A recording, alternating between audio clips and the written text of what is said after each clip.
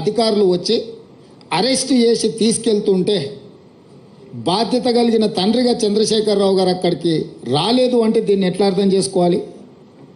రెండవది, తండ్రిగా కాకపోయినా కల్వకుంట్ల కవిత గారు శాసన మండలి సభ్యురాలు, టీఆర్ఎస్ పార్టీ నాయకురాలు, పార్టీ అధ్యక్షుడిగా శాసన మండలి సభ్యురాలని అరెస్టు చేస్తుంటే అక్కడికి రావాలి, అక్కడికి వచ్చే అధికారులను వివరాలు అడగాలన్న సంగతి చంద్రశేఖరరావు గారికి తెలియదా?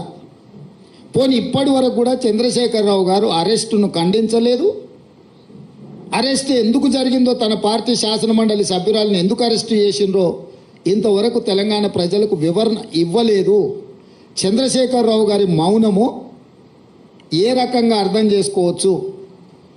మూడో అంశము, గతంలో ఎప్పుడు కూడా మొదట ఈడీ వస్తారు, తర్వాత మోడీ వస్తారు అనుకునేటోళ్ళం. నిన్న మాత్రం ఈడీ మోడీ కలిసే వచ్చిరా తెలంగాణకు.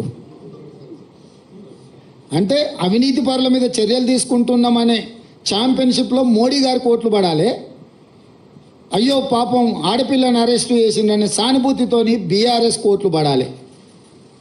సర్వేలని 12 సీట్లు కాంగ్రెస్ గెలుస్తుంది అని కోడే కూస్తుంటే రాజకీయంగా కాంగ్రెస్ పార్టీని దెబ్బతీయడానికి ఈ రకమైన ఒక చీప్ పొలిటికల్ టాక్టిక్స్ ప్లే చేస్తున్నారు.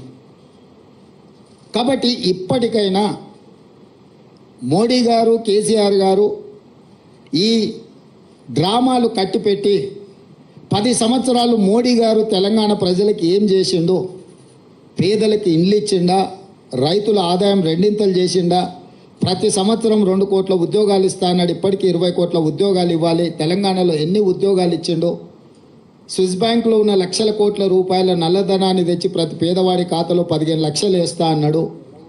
ఆ 15 లక్షల రూపాయలు ఎంతమంది ఖాతాలో వేసిండు? మనకు ఇస్తా అన్న పునర్విభజన చట్టంలో బయ్యారం ఉక్కు